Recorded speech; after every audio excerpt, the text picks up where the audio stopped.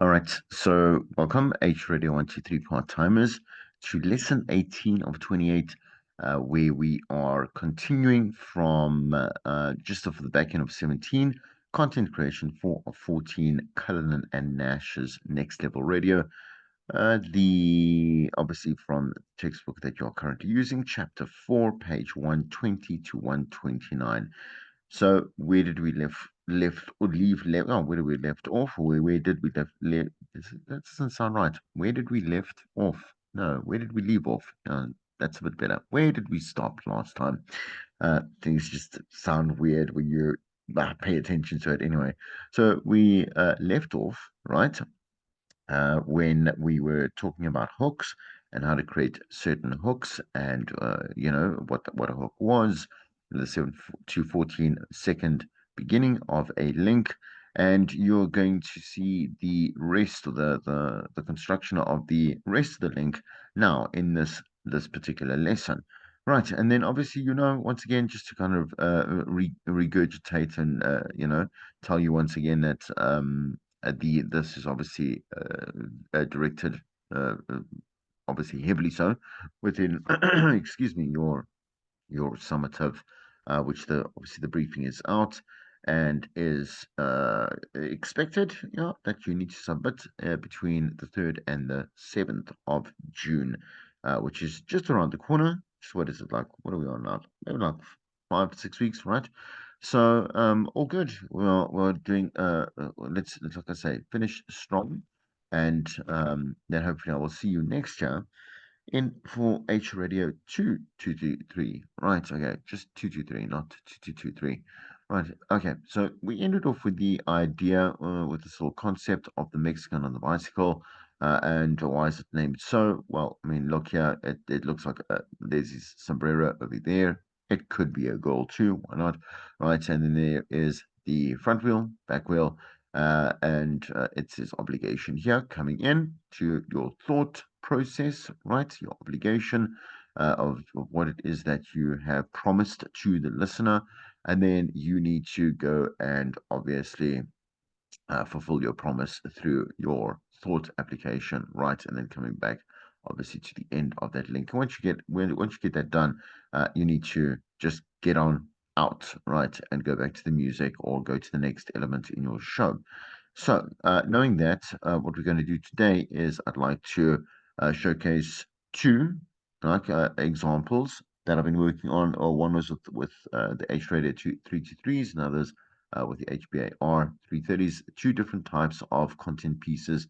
Well, obviously broken down into these 5 segments, and then very detailed 3-dimensional pieces of content, right?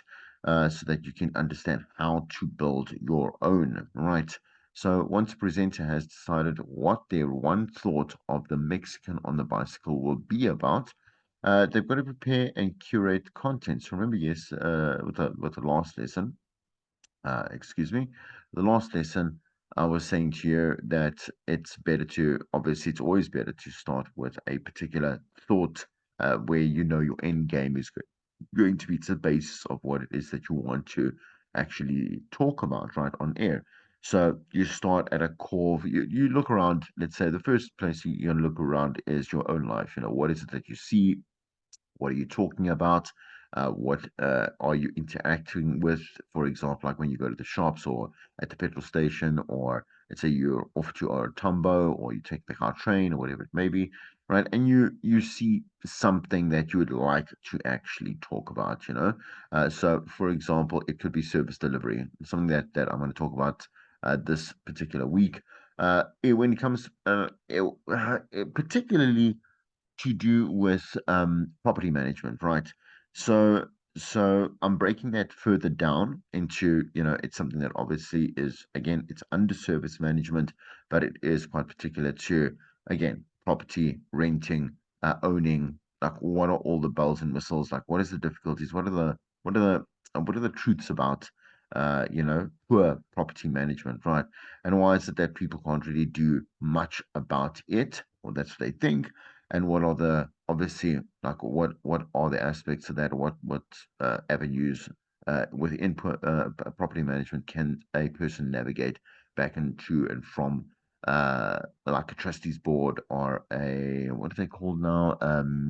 Uh, it's not a stakeholder committee, but anyway, I'm getting it's now on the tip of my tongue. Anyway, but right. So, for example, like where are you? Where are your kind of your hands tied, etc. And then what I'm going to do is as well also bring a lawyer onto the show, someone that is on the trustees of a particular, let's say here like a complex or whatever it may be, and then we're going to have a good conversation as to like telling people out there, who do live in communal living, which is a lot of us these days because it's just grown so much. And again, a lot of people do own property and then are renting it out to other people, or again, their own property within obviously this communal space, and what can they do, etc. Right. So so that's just kind of that's the big thought process around what it is that I'd like to do on air, right? Then I would work backwards and left and right and up and down, right, and around to the end to be able to fill that content piece up, right, with the right questions, the right intro, like I said, the right hook, the right pieces of content if I'm going to include listeners in on the show and see what they've got to say. And then obviously at the end of the interview, I would do the payoff and the blackout, should I say? Well, the blackout specifically, the payoff might be included if I do want to, for example, maybe include some listeners and what they've got to say about their own experiences in their own complexes, whatever it may be, etc. Right. Okay. But I would again start with one idea. The idea is for property management. Right. And then I would blow it up into, like I say, many thoughts. I say many, but many direct thoughts, many concise thoughts that build and push the agenda of property management, right? Not speak about, let's say, I mean, again, like it's a bit out of scope to speak about, let's say, people delivering things to, let's say, the complexes. It's a little bit out of scope just because there's so much to talk about around so I don't want to look at particularly like what we do with people like who come from Checkers or Checker 60. What is it? Checker 60 or debonair or whatever. But I would like to talk about basic things like, for example, like how recreation is tolerated. For example, like parties and get-togethers, whatever it is. What are the rules for communal living, that type of stuff. Anyway, I'm not doing I'm not doing it for you. In other words, I mustn't carry on about it. So, so I must remember I'm going to do it for you know the audience in the show a little bit later. Right. Okay, it seems like the same exact slide. Uh, it is the same exact slide. Okay. All right. Okay, so we're going to do it through the 5 rules of storytelling. That's comes from Tracy Johnson, and then split into 5 different parts. Again, the hook, the crumbs. So how do we lead? How do we get their attention? How do we lead them down? Obviously, like a little bit of context, right? We put context into that hook because the hook is quite, I say it's jarring and it's or not sensationalistic. That's a little bit extreme, but it's very short and it is, like I say, it's got a little bit of personality. It's got a little bit of a it needs more explaining. In other words, right? It gets our attention, but we need to know a little bit more. So we're throwing a bit of crumbs to give it a little bit of context. The dress up is the content part of that. Right. The payoff is asking the listener to do something, or alternatively, like I say, because there's many variations, enough variations of content that we might say and argue, well, what is it in a standalone link, that doesn't have maybe interaction, but the payoff is what is the listener getting out of it at the end. The blackout, right? Very just the way that you obviously get out of the link, right? Normally, what we do, we get out the link, is we have just a closing, either a closing statement if it's split up, let's say over 2 or 3 links. Close that statement, close the train of thought, close the content piece, right? Or alternatively, you can. It could be like, let's say, putting out the text line or the voice note line or whatever it is, right? That you can get listeners to contact you, and then maybe doing a show like obviously a station tagline, etc. You'll see again an example. All right, so let's look at each section, right? And then again, we will apply ourselves to an example, two examples, right? So with the hook, the presenter starts by preparing the hook, which is the most important part of the length. Why is it important? Because it's the reason why the listener will decide to want to listen more to what you have to say, right? So it consists of the opening moment that will grab the listener's attention and get them hooked on the content. Obviously, in first year, we do, not try, we do. What we do is we introduce you to all the concepts that you have come across very lightly in the beginning. So it's kind of like an overall understanding. And then within second and third year, we get to kind of more the technical stuff, the more in-depth detail. So once again, I say that because it's better to understand a concept in its simplicity to be able to obviously own it, master it at the end of the day. So think of that hook, right? An actual hook, and then it um, it's obviously some bait that's on there, little hook in there, some delicious bait, and then you're gonna get your catch there. Ideally, a little fish, right, or a big old fish, right? Presenter probably has around 8 seconds to grab a listener's attention, and you can say a lot in 8 seconds. You can say a lot. I mean, just think about how much you do say when you're doing admin. So you're telling me the time. It's whatever it is. It's 5:43 p.m. or whatever it may be. This is BMH Broadcasts. My name is Chris, and that song that we just played was one from Mary J. Blige, "Be Without You." Right. So that's about 5, 6 seconds easily, right? And that was quite a lot of information without having to really rush through it at the end of the day. I would follow that up then with the hook, right, of whatever my particular content piece is at that time. So we again want to be able to entice someone from 10 seconds to 10 seconds to 10 seconds, from minute to minute, right? That we're working through a particular piece of our show, right? To stress the importance of the hook, some research tells us that 8 seconds is actually too long. Please, obviously, do not get bombarded with semantics, right? One is going to tell you 8 seconds, one's going to tell you 7 seconds, one's going to tell you 14, 20 seconds. We just want a very short and effective statement that gets people's attention, right? Research from Spotify has shown that roughly 24% of songs are skipped within 5 seconds and 29% over should I say after 10 seconds, 35% after 30 seconds, and 49 before the end of the song. That's great, saying that's music. And again, we shouldn't compare like a watermelon with an apple because it is a completely different type of consumption. And again, why is that someone obviously listens to music? Like we can, uh, I would give a song a little bit of tolerance, right? Unless I know the song already, or I've heard the song already, and I know, ooh, yeah, man, 8 seconds is, and that's enough, man. That's enough. 5 seconds, 8 seconds. I know the song is something that I don't really like, and I'm going to switch off. But in content-wise, I'm saying on radio, unless they don't like you, which is fair, right? They are going to give you a chance as well, just like you would let's say a new song or whatever it may be, right?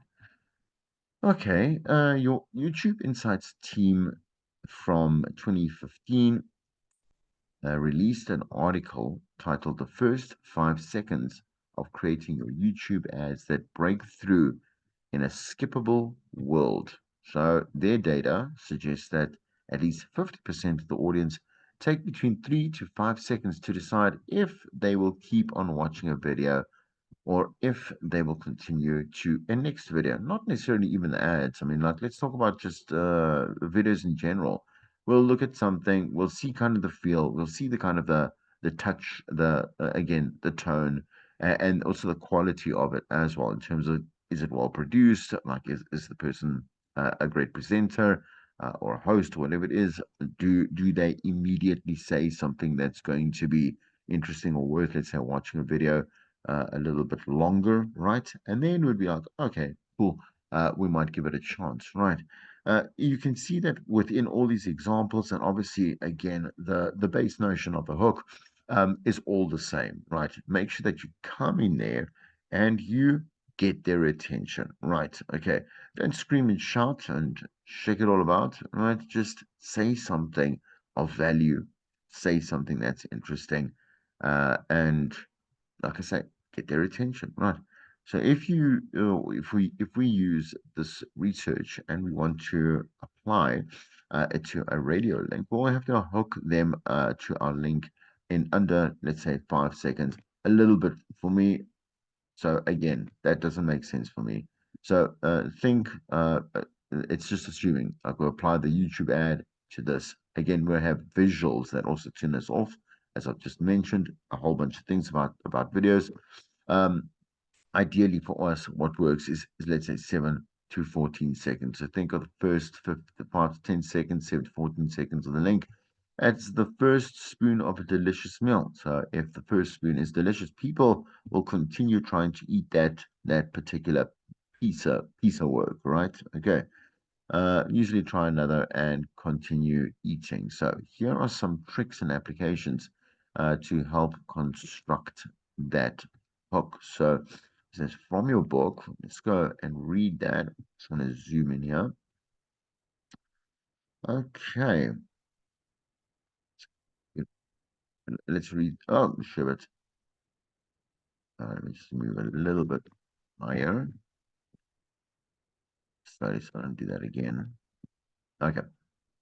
All right. So what follows are a few tricks are for the applications or your application to construct a great hook. All right. So ask your listeners something. A question directed to a listener brings them into a call to action almost immediately. And a rhetorical question is a great, obviously, opportunity to do that as well. So done correctly, a question can spark a sense of curiosity, and a listener can become more involved in the conversation almost immediately. You want to set their mind in the right, like I said, train of thought, and have them immediately relating, should I say, to your piece of content or what it is that you are having a conversation about. So, based on our red carpet scenario, here are some examples. When last did you watch something that was not that funny, but reminded you of something really funny, and you burst out laughing so loudly that everyone that was watching it with you thought maybe there was something wrong with you, right? When is it not appropriate to laugh at someone who fell? Yeah. So questions that can start off. Remember, this is the very start of the link, right? And people should have their own experiences. Think of, okay, I know a certain experience where laughter was inappropriate, whatever it is, and laughter was cruel, laughter was just never called for, and we call that person out, right? And we call people like that out, right? And obviously, again, with a funny story, we've all kind of been there. Um, I particularly think of, man, like a situation back in high school, where it was not funny. Oh, it was one of those horrible experiences when if you're going to burst out laughing, which I did, you would not stop, and there was no reasoning when you had to explain to a teacher, and you end up going to the principal, and in my case, you got jacks, right?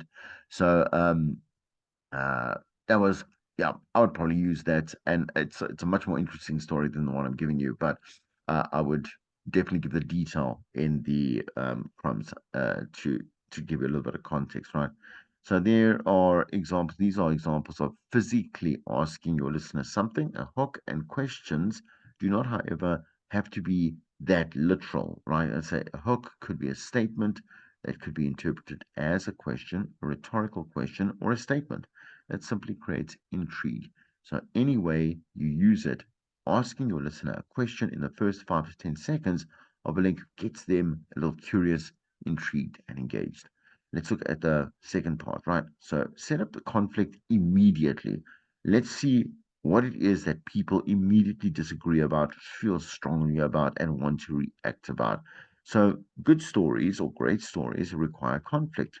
Conflict is the secret spice that makes a link great. All right, we want that variation of opinion, or perspectives, etc. Right, and we want people to share that with us. It's good. It's good to hear other people. It's good to obviously listen to what their experiences are, what their thoughts are, why they are inclined to believe certain things, whatever it is, right? By immediately pointing to the conflict in the link, the listener is transported into the middle of a situation in which they are intrigued to see the outcome. So it makes the listener wonder about what will happen next, obviously. What? So it's good conflict. Like, let's look at some questions. We could start off like John, the co-host, is arguing with me about the next piece and says that I may not post this video. They're gonna be like, "What video? What's John on about? Come on, John. You know what if?" Some people will be Team John. Maybe John's a bit of a stick in the mud, whatever it is. Okay. Okay. I have a problem. Do I post this video and risk losing my co-host, but make your day? Make strong declarations, statements, proclamations, pronouncements, affirmations, or assertions. So standing aground, right? Making that banger statement that gets people's attention. As I said, everything gotta get the attention, right? As mentioned previously, great radio is emotive radio. A technique that helps to create emotive radio is to make bold and strong statements to create an emotion that the listener can either agree or disagree with, right? Relate to, not relate to, that type of stuff. Okay, so for example, if it was not for that fall on the red carpet last night, the Oscars would have been so boring, right? So you're saying a lot more about the Oscars than you are talking about that particular little faux pas here on the red carpet. If it was not for whoever, Will Smith, oof, we'll never forget that. Provide a name of an actual actor tumbling down, well, no, knocking off. Who was that dude? The comedian, the host. Anyway, the Oscars would have been truly a waste of time. Yeah, and they would have been that year. All right. You will notice that when you make these statements, people are going to be like, no, I don't agree with you. Or they'll be like, yes, yes, yes, totally. This is what I've been talking about all day. And this is what my friends and my work colleagues or my wife or whatever it is has been talking about nonstop, man. And we're going bang, back and forth. And I want to share my very cultivated opinion and input with you. Make them curious. So humans are naturally inquisitive. So once you trigger mystery and intrigue in the hook, you'll be able to keep the listener interested in the link. So a presenter must give a small part of the story away, kind of lead them. Again, this is the hook, but never too much, and then explain and unpack a little bit as you move along. So set up an expectation that a strong payoff is about to present itself and be worth the listener's time. Let's get some examples quickly. Yeah. Right. So, what do whatever it is, what do Will Smith and John, the co-host, have in common? Right. Maybe they both wear, I don't know, like Simpsons boxes, whatever it may be, right? Or maybe they do smack around random people. John randomly smacked some dude at work, and so did Will Smith. So well done. Both are in suspension periods. Can you guess why a small tumble on the red carpet has created a war in the studio this morning? Right. Definitely when you're giving your own, again, you're entering it from a current affairs point of view. You bring in obviously a standpoint that you think, oh man, this is just not right, but you're telling people why, right? And telling people why more so. and definitely having like obviously I say it's a springboard, a bounce, not a bouncing board, it's someone that you obviously can move back and forth with in terms of dialogue, conversation.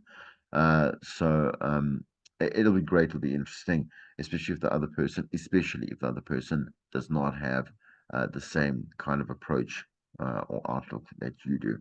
Even if the listener has no invested interest in the story or natural interest in the character or topic, listeners will usually stay here just to see what you guys decide is going to be a resolution, like a common ground between the two of you. We're going to look at a number of different hooks here, and we can. Just give me a second. I just want to go and just want to grab my water.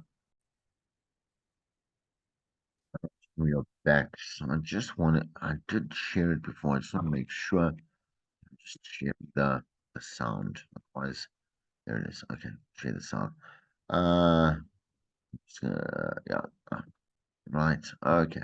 Let's listen to a first example of a hook. Hold on. One day you will have to answer to the children of the sky. Children of the sky. I love. Don't take no for an answer. No, no. Right here. Spread love. Everybody join together now. One voice, one heart. Love and unity. Everybody say.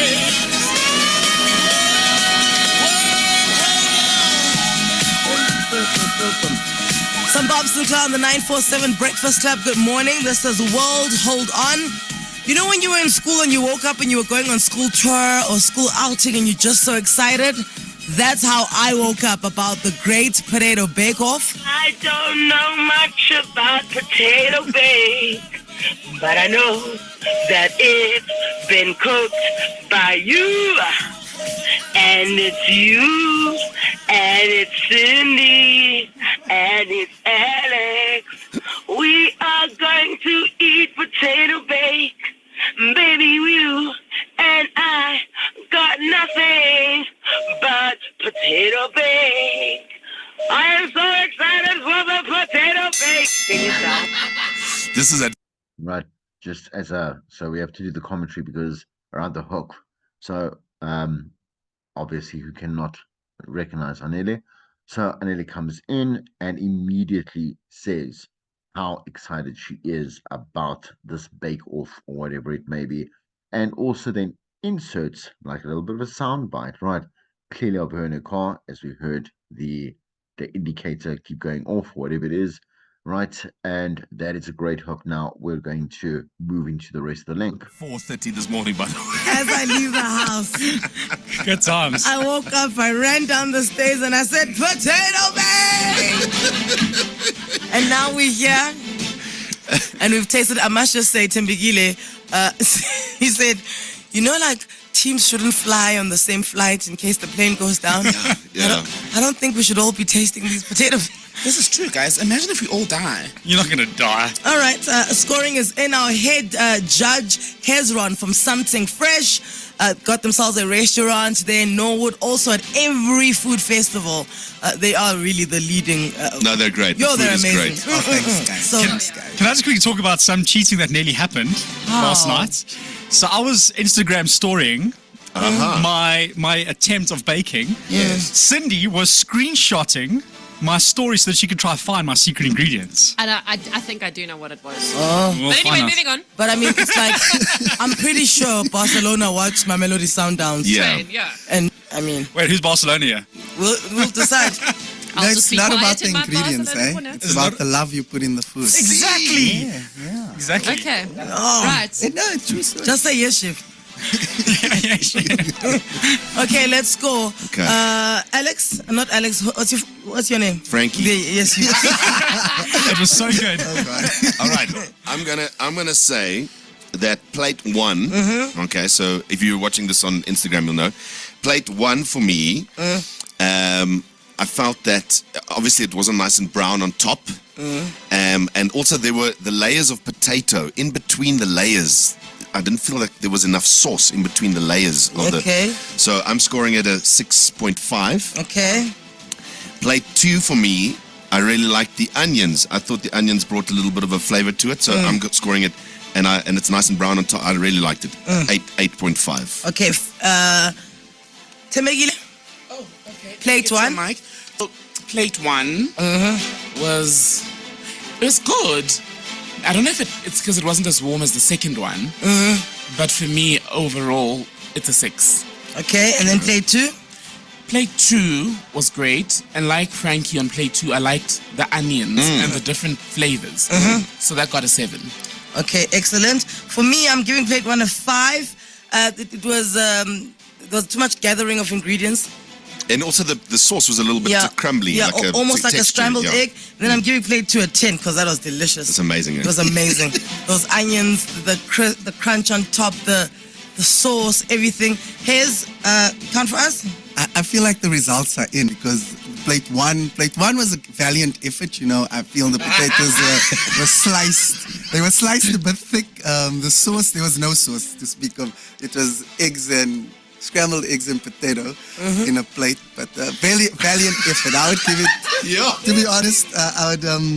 But the potatoes were cooked through. Yes, at least. Yes. You know, we'll give it that. You know, the oven did its job on the this oven. one. I think they were parboiled. They were what? Pre-boiled. Okay. Were they? No. Plate 2 was potato bake. It was. Plate 2 was potato bake. The sauce was perfect. It cooked well. The potatoes were thinly sliced. It had caramelization on the top. I felt the love. I almost hugged that plate. I was licking it. Yes, I was You and I were licking We it. were in there. We were like empty plate stock, eh? Yeah. So, what are you going with? So plate 1, I'll give it a 5. Plate 2, I'll give it an 8. The onions push it to a 10 though. Okay. Yeah, it's very good. Yeah. So 8. So plate 1 gets 23 and plate 2 gets 33. Who does plate 1 belong to? Plate 1 belongs to me. Come on. Wait. Who does plate 2 belong to? It belongs to the 2018 Great Potato Bake Off champion. The 947 Breakfast Club. Phoebe Rexa. If you love the hits, do it all. 947 loves you. If I told you this was only gonna hurt if I want. All right, awesome. Great link as well there. So obviously we know that a great link when you've got a great team that is very cohesive, like I say, very symbiotic in many different, so multi-directional, directionally symbiotic, like the breakfast team here. We normally find that a good link is what they produce, right? So very nice piece of content as well. Always do disagree with the, if you can't see it, which again they were pushing to Instagram, then it's going to have a little bit of a loss, kind of that it's going to lose a little bit of the feel and that little bit of speciality, specialness, should I say, to the link itself. But it was a nice thing. We've got great personalities in there, just got the great balance of everyone in there, no one talking over one another, except that one particular part. I'm going to be nitpicky, but yeah. So we know exactly what happened, right? Like there were two, obviously, Alex and what's her name now, sports reader, right? Were the bake-offs, right? Or the bakers, should I say, for this bake-off. And obviously, why are they doing it? Well, because as we've mentioned before in previous lessons, and like you did in your assignments, you understand sponsored material here, which is what the presenter pushed in the beginning of the link, is why we're actually choosing to do something like this. Okay, let's continue with more examples. Okay, picture this. You're at a lounge. Okay. Lights are dim. Erotic music fills the room. Right? All right. You're leaning up against the wall. He's standing at the bar. Your eyes meet, and they never let go. You just had eyeball sex.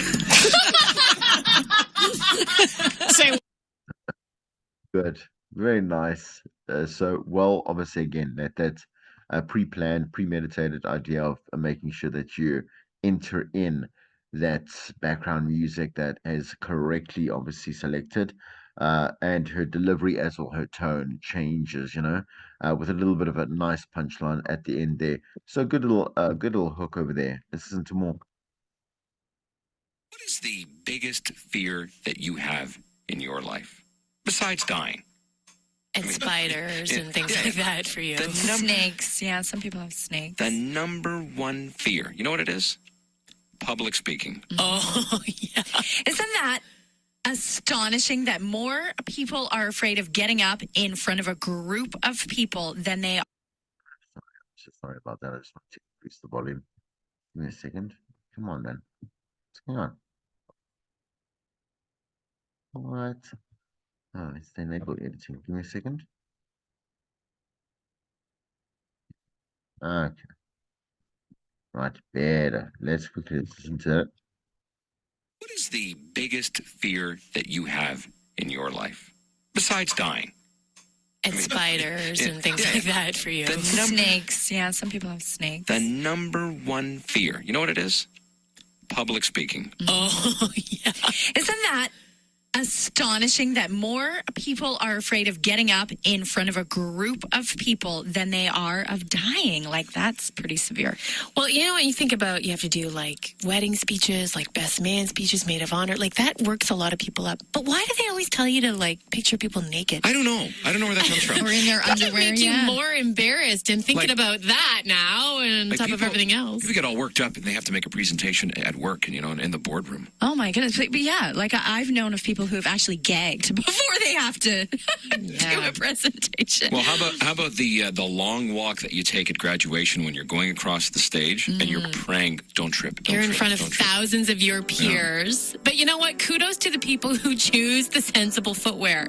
Because last year, sitting there when I did the convocation address, I watched so many girls on shaky heels just almost bite it right in the middle of the stage. We're talking about the Algonquin College convocation yesterday at Scotiabank Place. Now, Angie, you addressed the crowd last year. And I did. I tried to steal your notes to address it yesterday.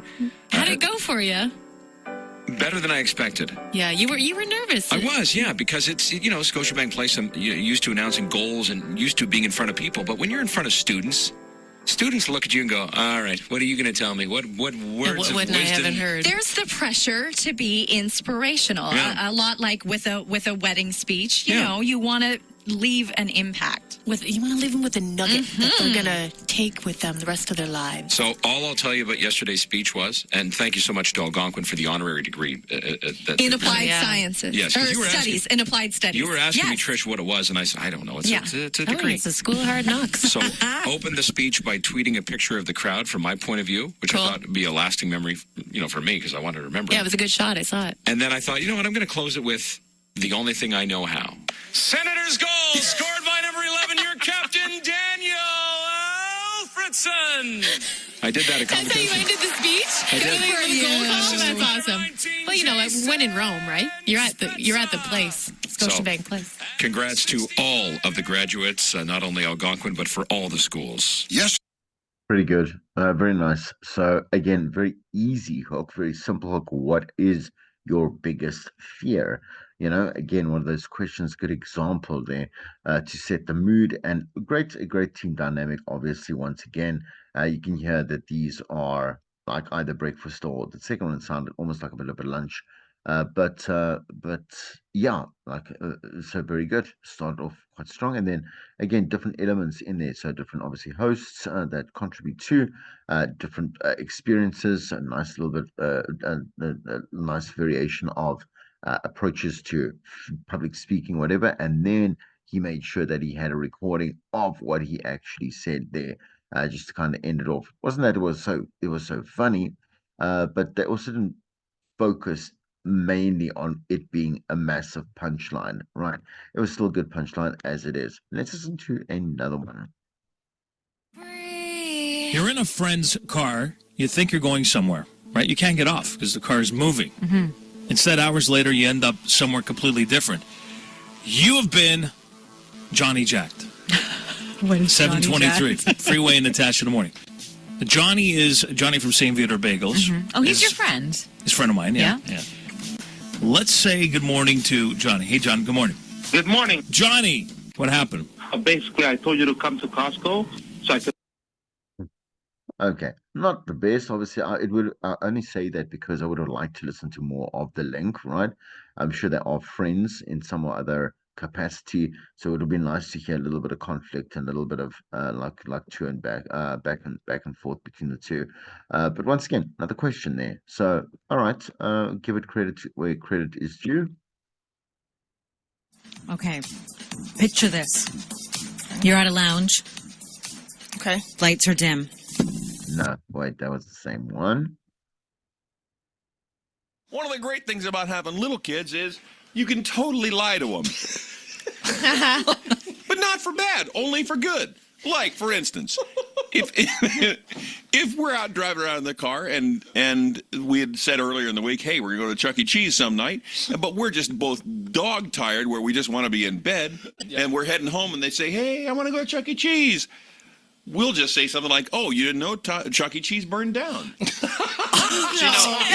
But now here's the cool thing about little kids. You can go by Chuck E. Cheese 2 weeks later. They don't know you can't rebuild Chuck E. Cheese in 2 weeks. In their world, you can totally rebuild a Chuck E. Cheese in 2 weeks. You tell we Chuck do E. it all the Cheese. time. That's terrible. How many times do you suppose Chuck E. Cheese burned down the last year? Oh, those places are closed or something. Oh, they're closed on Tuesdays. Didn't you, No, they're closed on Tuesdays. Didn't you lie to Laura about her birthday once too, or something? Like, oh, But you know what? That's the only one I really feel bad about. It was my son. We lied to him at his birthday. This is the only one I really feel bad about. Here's what happened. Now, all week long we're telling Mark, hey, I think it was like his third birthday. Hey, your birthday's coming up on Wednesday or whatever. 2 more days to your birthday, whatever. So it came to be the night before his big birthday. And we got him one of those little Jeeps that you ride in. You know, you can get them at Toys R Us. Yeah. Motorized Jeeps, right. I get the thing I'm setting up. It says, warning, the battery must be charged for 24 hours or severe damage to the battery. Right. And so now I don't have 24 hours. So he wakes up the next morning, he goes, comes in, it's my birthday. See, no, your birthday's tomorrow. And for a split second, he looked confused. Then he goes, okay, runs outside to play with Mikey. Man. You don't suppose Pam would believe Nordy's burned down, would you? No. Tiffany's went. Wow. Okay, very good as well. Nice there. Again, obviously, it's also cool when it was, and the guy was the co-host was laughing a bit, but incessantly there, which is fine. I mean, it's great. It wasn't overbearing at all. Especially also it's a natural response. But then once again, what was that hook? Like, do you ever lie to your kids? Have you ever lied to your kids, etc.? So really good examples. You can't say, I'm just going to take that off because that's that's a bit confusing. All right, you can't say that you have not been educated. You can be taught. All right, let me show you now what I've been, as I was saying to you, an example of a full body length. So I'm going to do the one with you right now. The first thing that I did ask the students, right, is like we did this in many different steps. So I just said first, let's start with what it is that you'd like to talk about. Like, what is the core, as we said in this particular lesson? Things that you and your partner always argue about is what they came up with, like triggers, no man's land, who wins, that type of thing, right? When we obviously started to break the piece down a little bit further, and obviously to its completion, right, which we're going to go through now, we want to see different angles that we can actually approach this to make this a little bit more of an interesting topic, right? So, what are the non-negotiable rules of your current relationship, right?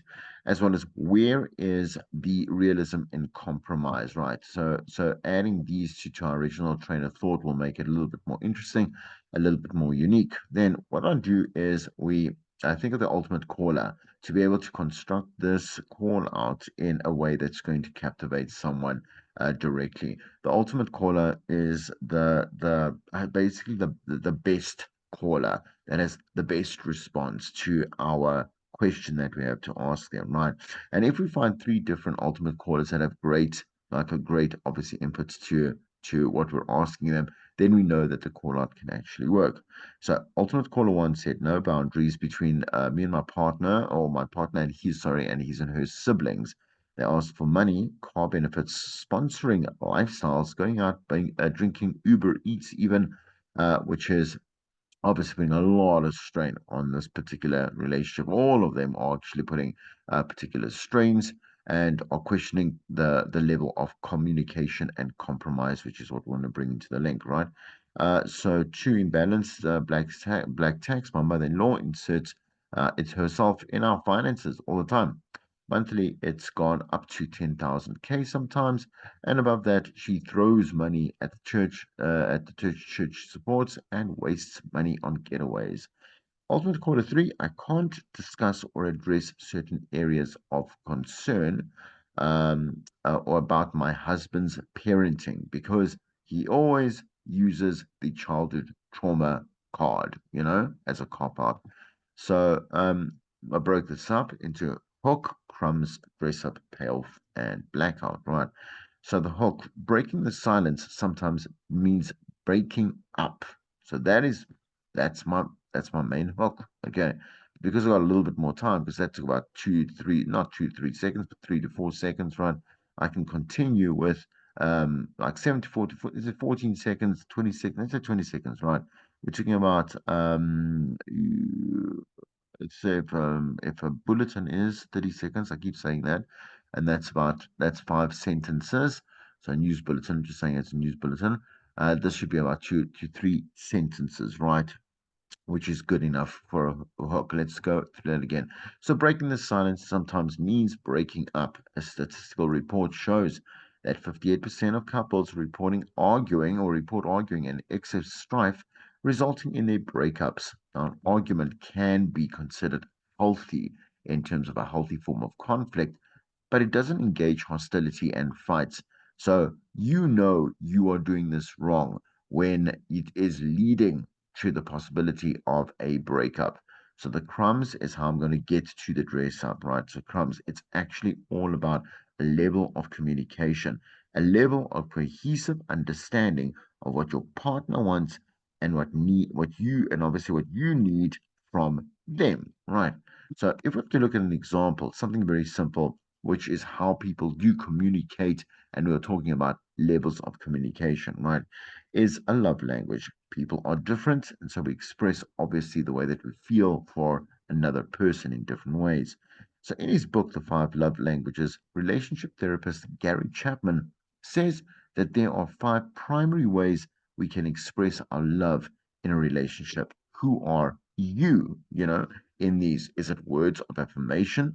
So, for example, your partner needs to say that I love you, I appreciate what you've done, I'm so happy when you're around, again, and this is your love language. Maybe it's acts of service. So, for example, your partner might be someone that goes and cleans out the garbage or cleans after cooking or takes the dogs for walks or whatever it may be, right? Receiving and giving gifts. I know that my sister that's her love language. She constantly does this. And not on your birthday or an anniversary or like Christmas, she constantly will give you small reminders that she's thinking of you. And they're always good gifts, right?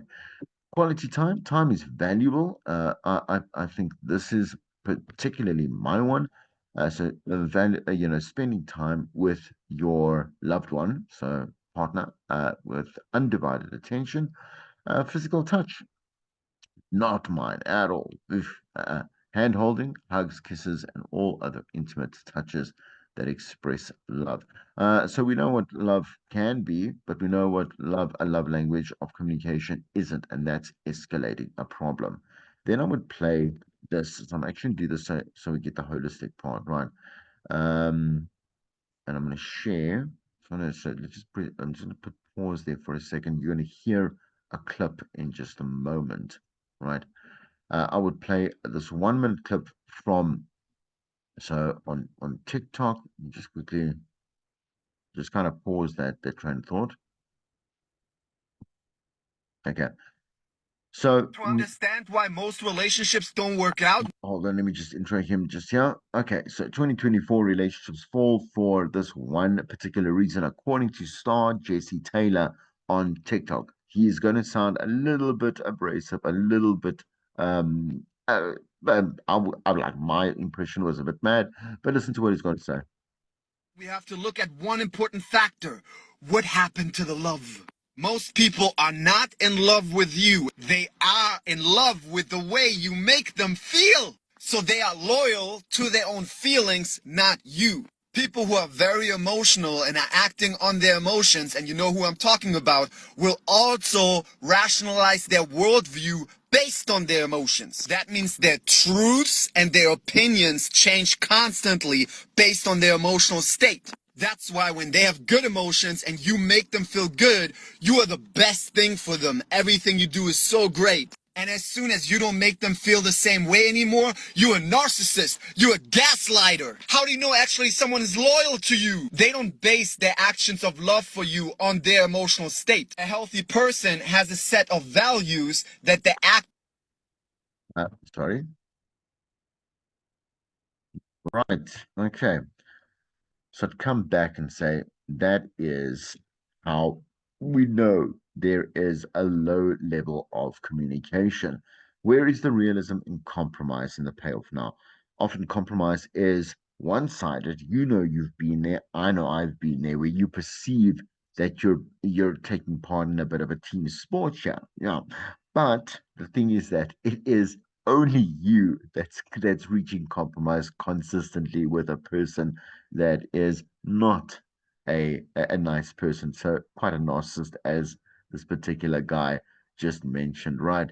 But so knowing what a level of communication is not, you can definitely start to understand what it is, and perhaps maybe you are someone that has, I would say, conquered the plight of realistic compromise. How do you measure fair compromise with your partner and you actually build a solid level of communication, right? Maybe you also, as we were mentioning before, there's situations that and people that are in situations that are really just struggling. And if you're fighting a losing battle, what is it about? Call us on 084 777 0101. Could it be with something that has to do with your in-laws, your kids, or your money? Send your voice note right now. You are listening to BMH Radio here at Jaiva, right? Yeah, that is the construct of a whole length. And I hope that you learned something from it. So, yeah, that is what I'll leave you with. Please take a piece of paper and start constructing your own first attempts so that you can check it with me next week when we have class. And we'll do more of them as we move along and close up this particular part of conversation. Have a great week ahead. See you next.